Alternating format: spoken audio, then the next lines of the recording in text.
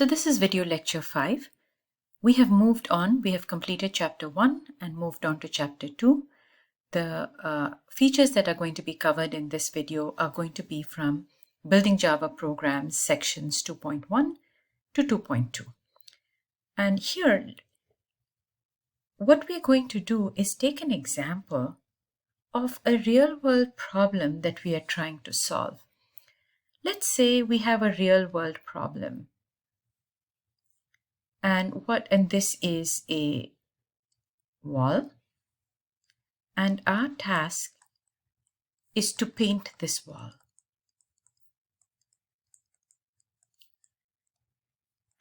As you know from the previous work that you have done, we'd like to break up this task into, firstly, calculate the area of the wall, and then calculate perhaps the cost per square foot for painting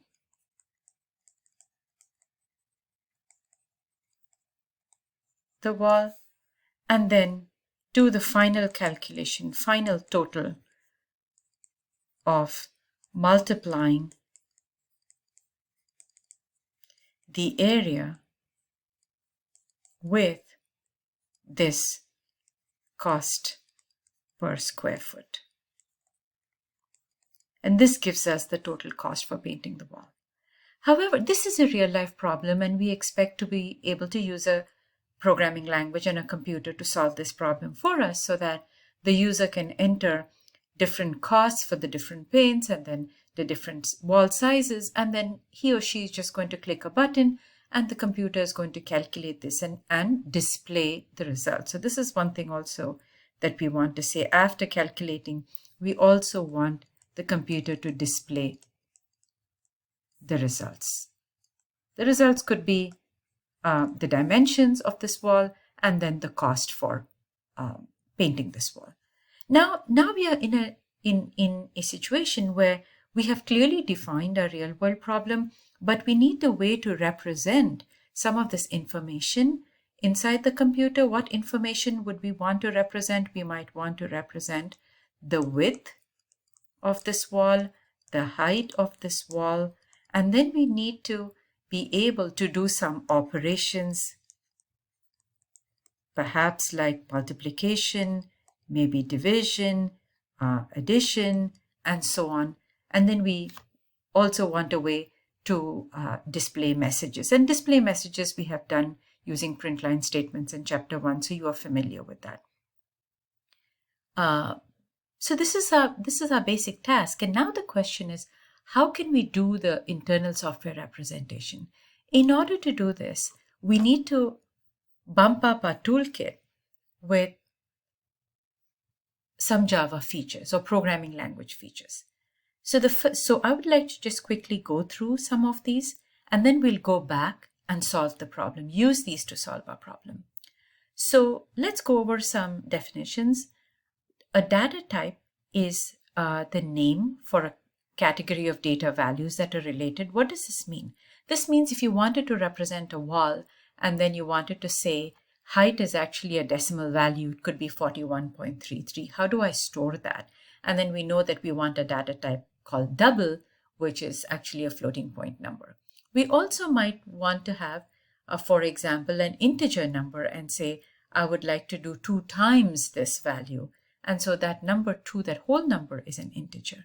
We might also want to save a message, which is, this is the final result, and that would be a string type, and so on. And we might also want to have a Boolean situation where if the paint value is greater than a certain fixed number, let's say our budget is $100, and if it's greater than that, then we want to say, I'm sorry, this is too expensive. And Booleans are good for storing true and false values and good for decision making. But we're not going to do a lot of Boolean here. We're going to save that for chapter 4. So we will just, so the 4 fundamental types are int, double, char, and in this video and in this chapter, we're going to just mainly be focusing on int and double. Now, As we know from our math, when we have, for example, let me insert a slide here. So we know from our math that if we would like to multiply 4.5 with 3.2, then these numbers are called literals. They're just plain numbers. And a literal can be anything. It can be a number like 4.5. It can be an integer value 2. It can even be hello there. This is called a string literal. This is an integer literal. This is a double literal. This is a character literal, the letter X. So these are all exact values. Now, when we would like to do multiplication, we do that on paper, right? Now here it's going to be done by the computer, so we have to start giving some names. So we have here what is called the operator, right? And operators can be of all the arithmetic operators that we are familiar with in the real world. We have addition, we have subtraction, we have multiplication, we have division, and one operator that is very important in computer science is the remainder operator, right? So for example, I can say that if I have 35, the number 35, I divide that by 7, I know that the quotient is equal to 5 because 7 times 5 is 35. However, if I have 35 or 36 divided by 7, then I know my quotient is going to be equal to 5 and I'm going to be left with a remainder equal to 1. And this operator returns to us the remainder of the division operation. So if I say 35 mod, as it's called, 35 mod 7, then it's going to be equal to 0, but 36 mod 7 is going to be equal to 1. So here the remainder is 0, here the remainder is 1. There's details in your textbook and also the Building Java programs PowerPoint slides where there is a lot of information and detail for you. In this lecture, I will presume that you have done the reading and you're familiar with these operators because we've used them in school and stuff. And the idea is how can we build programs based off of this information. So to go back to what we were doing here, when we have two literals and then we want to do some operations, then we can use operators to connect these two and then calculate the final result. So here, to make my life simple, I'm just going to say 4 times 3, and evaluating the expression means calculating the final result, and I know this is equal to 12. So basically what this means is that we can have an expression that looks like this, and all of these are called expressions. So these are called expressions. And an expression consists at this moment of literals joined together with operators. And when you get the final result by applying the operators on these values, then what we are doing is we are evaluating the expression to get the final result in this manner. Now, so here we seem to have now got a little more in our toolkit because it looks like for painting the wall, we need to do some multiplication. So we know how to do this representation. Now, let's go to the next one. We've done the evaluation. Now, here is the key advantage of using calculators and computers, that we are able to store values inside the memory of these devices, right? So let's go into how to do this. And what does the memory look like? Well, the memory of the computer, and we are all familiar with the words RAM and so on. So this is, let's say, the RAM of the computer. And we can think of it like, as your textbook says, like a little bit of a spreadsheet. So it contains all of these boxes. And each of these boxes has an address. Exactly like the spreadsheet. For example, you have rows and columns here. These are the rows and these are the columns. So this is row number 0, 1, and 2, and this is column number 0, 1, 2, 3, 4, 5, 6, 7, 8, let's say. And then this cell, if you would like to get the address of this cell, we know we usually use the row and column notation, and therefore the address of this is going to be 1, 2. And we can actually, instead of saying 1, 2, I can just say the address of this thing is 1, 2, and that stands for row number 1, column number 2. These memory addresses can get very large because the memory is very large. And ultimately, we may end up with numbers like 1, 2, 5, 7, 8, and this could stand for a particular cell. This could stand for a cell in the spreadsheet, which represents the memory location. Now, so these numbers are very hard for programmers to juggle with, and we would like to abstract away from hardcore numbers. And human beings, they deal with names much better. And therefore, what we are able to do in our programming language is we are able to give names to this. For example, I can say this is I'm going to call this memory location height because inside this cell, I'm going to store height. There's another thing we need to be mindful of, is that when we deal with the data types, the integer, the double, and the Boolean and character, then one single cell is usually not enough to store an integer. You will read that typically 4 bytes. So if I'm going to now call these bytes, and 4 bytes of information are needed to store an integer.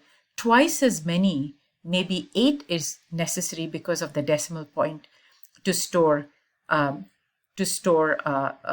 decimal number. So for example, if we have the decimal number 4, it's going to be stored in 4 bytes of information, because inside these bytes, it's going to be stored in the binary format, and binary for 4 is 0, 1, 0, 0, and that's what's going to get stored here, 0, 1, 0, 0, for example. That's how it's going.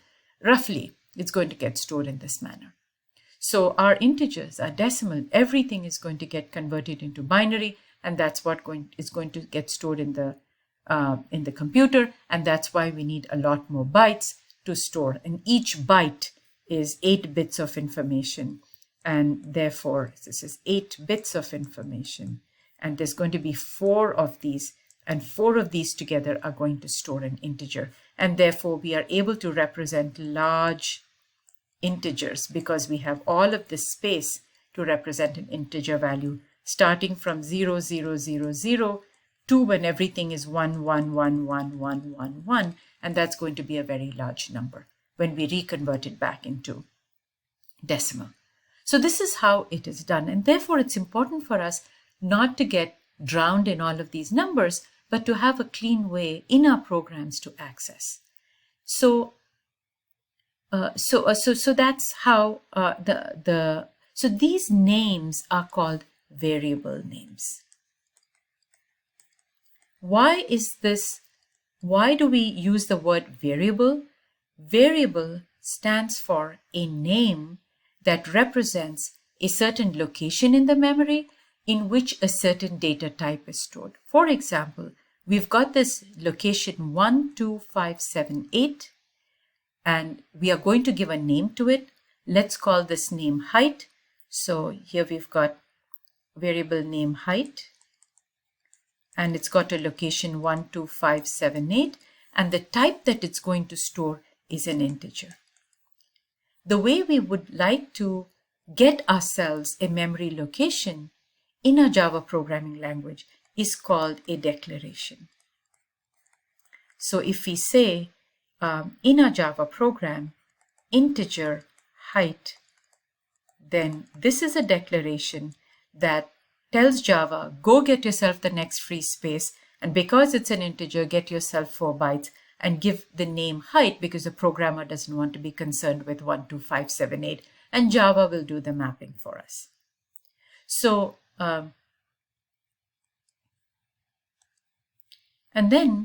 therefore, we can do something like double width, and then it will give us 8 bytes of information. What we can also do is double with equal to 57.5. Now this is a combination statement which says not just get yourself the space, but actually put a value in the memory box. So here this is going to go find 8 bytes of free memory and store the value 57.5 and call this width. So this is what this combo declaration statement will do. We also have this a very, very powerful statement called an assignment statement.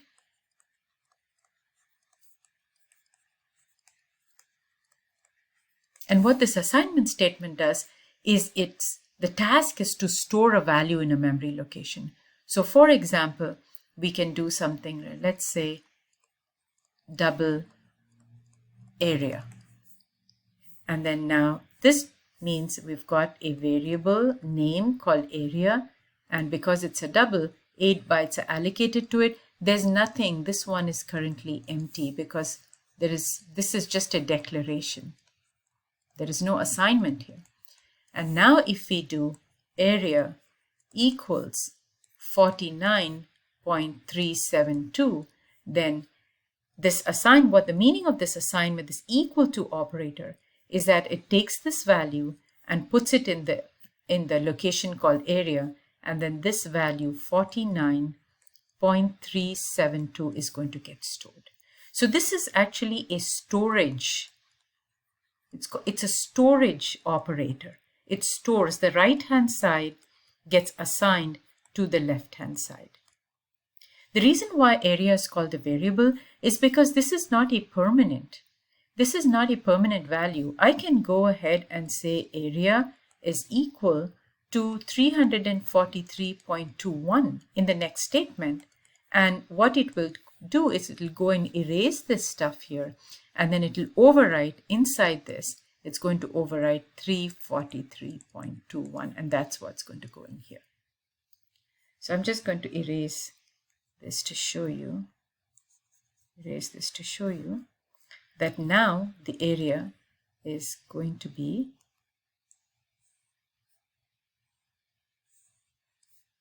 343.21.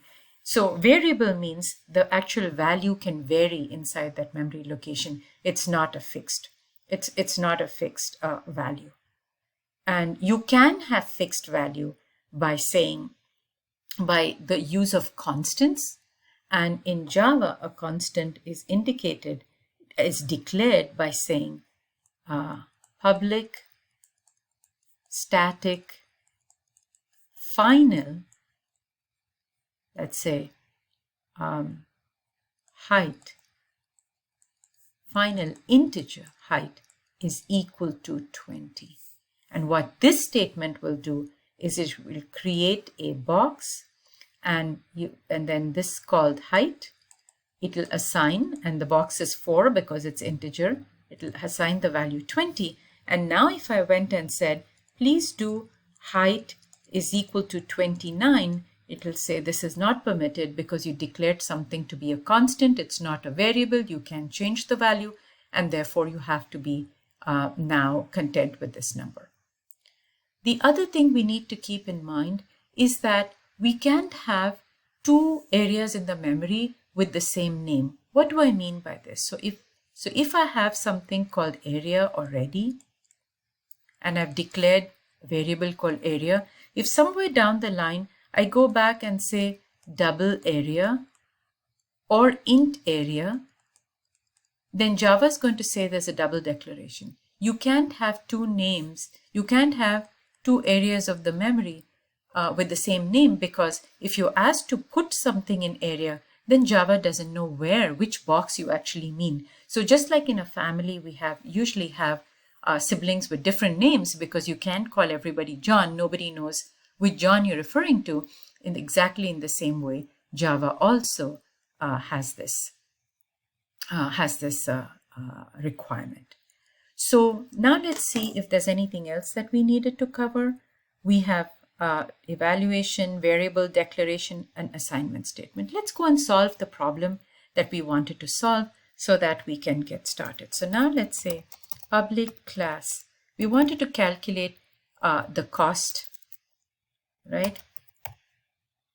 Let's call this painting cost, right? And this is my class, and I'm going to have my public static void main string args.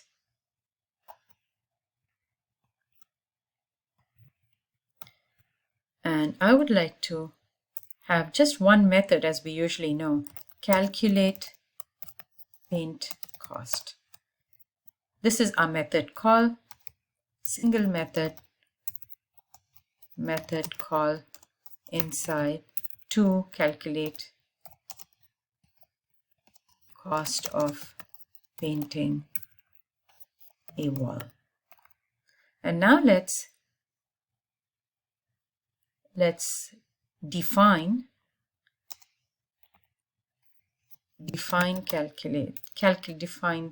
the method here, and I'm going to say public static and void, because we haven't learned how to do parameters yet. Calculate paint cost, and here I'm going to get started. Now, first thing that I'd like to do is I'd like to have variables, and my variables are going to be double height, and this is the height of the wall, and then double width, it's going to be width of the wall. And I would like to get myself another variable called area, which is going to be area of the wall, which we are going to calculate. And so now in the first case, what I'd like to do is use an assignment statement and say height equals to 20.5. This is the height of the, right? Assign value to the variable height. And then width is equal to, let's say, 10.2. And this is assign value here, value to width. And now we are going to have to calculate the area. So we will create an assignment statement called area expressions. We are going to use the rules, the regular math rules for the order of operations, which is parenthesis and exponents, multiplication, division, addition, and subtraction in that order. And so, for example, here we know that there is no other operator, so multiplication is going to happen. But if we had this divided by 3, for example, then going from left to right, we're going to have height multiplied by width and then divided by 3. And if we, for example, had 3 plus height divided by width, then we are still going to do the multiplication operator here because it's got a higher precedence, and then 3 is going to get added. These details are in your book, and also you are familiar with this. So I will not spend too much time, but presume that you are, that you will be able to follow along. Now here I'm going to display the result of this calculation.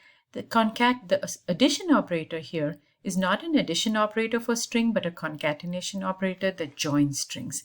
This is an amazing one because it's joining a string and inserting a number which is of double type into here, converting that into a string and inserting it into this position here, and then adding another string. So the concatenation operator for strings task is to join strings and do the type conversion, if you will, converting this into a string, numbers into a string and introducing it here. It actually also is able to do, for example, mathematical operations. If you enclose it in parentheses, then this will actually do the addition and then it will add the string to it. But for now, we are not doing anything complicated. We are just going to keep it this way. Now, what I'd like to do is I'd like to add this variable here, which is total cost. Once we print the area of the wall, we'd like to calculate the total cost by multiplying the area times cost per square foot. Where did I get this cost per square foot? This is my constant, and right here at the beginning of the program. As we mentioned before, final is an indication that this is a constant, cannot be changed. If you try to change the value, Java will give an error. Position of the constant is at the top of the program because it has to be visible to all parts of the program. So now I'm multiplying total cost is equal to area times cost per square foot. And I would like at this stage to show you that I'd like to print this value. Actually, let me copy this one.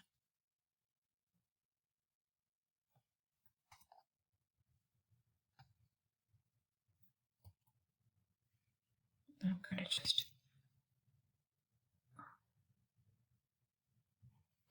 come to this later. Right, so let's print the, see the area of the painting is so and so, and oh, it says the painting of the wall is $0. So now I have to, oh, that's because rounded value. All right, now let's say total cost, and run it one more time. And now it says the total cost of painting the wall is $731.85.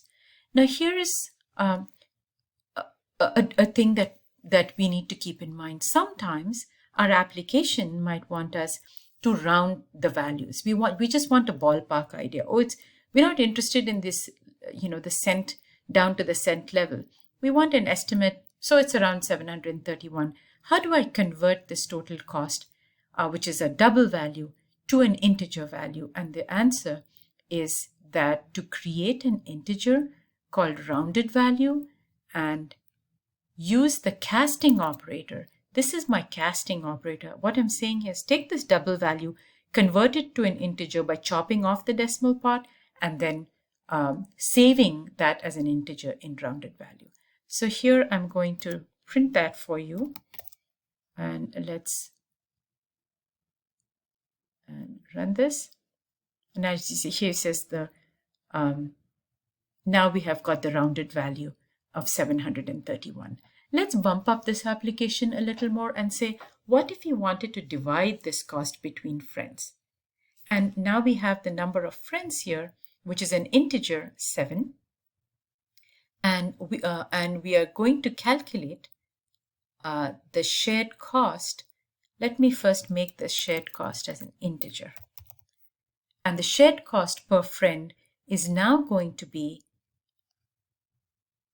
the shared cost for the friend is going to be the rounded value, which was an integer, divided by the number of friends.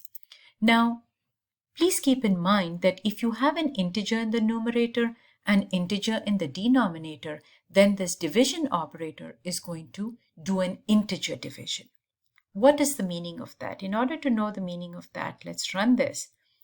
And as you can see, here the shared cost turns out to be 104.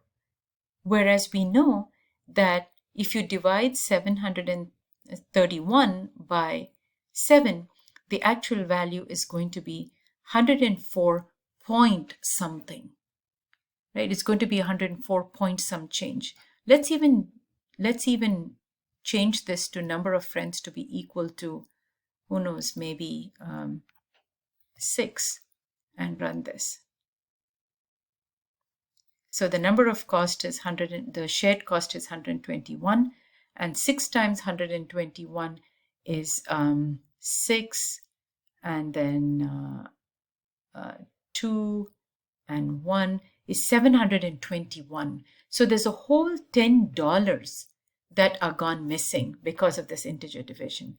And the question is, who's going to bear the cost of that?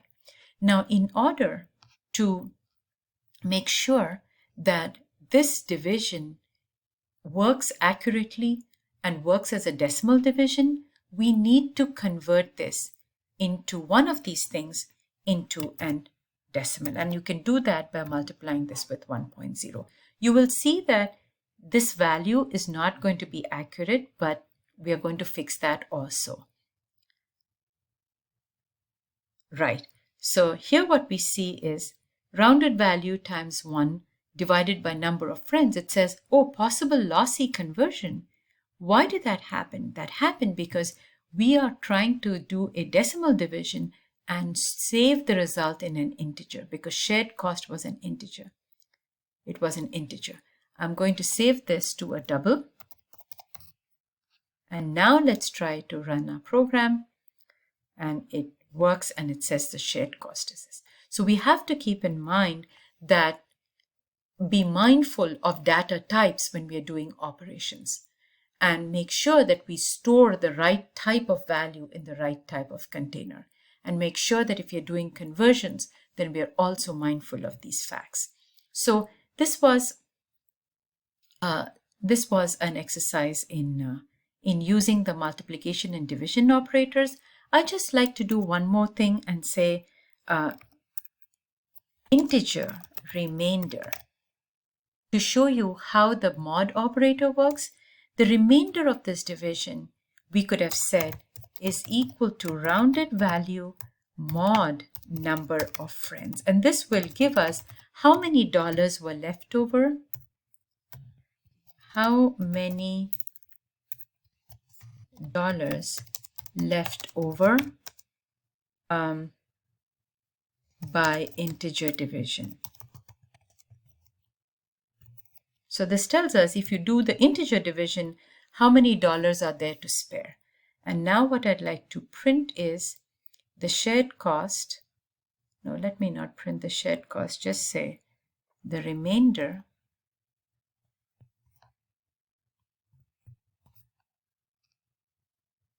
the remaining cost is remainder.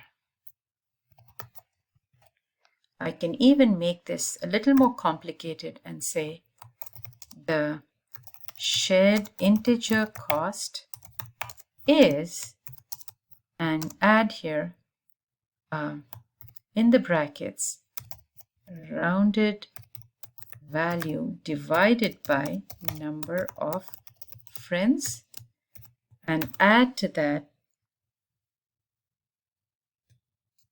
the string the remaining cost, and the remaining cost is. So you see what a complicated print statement. I've got an expression here right inside, and then I've got a variable here, and all of this is going to get, Java is going to figure all of this thing out for me. And let's run this. Now it says the shared integer cost is $121, and the remaining cost is $5. So as you can see, this makes sense because this is going to be times 6. So this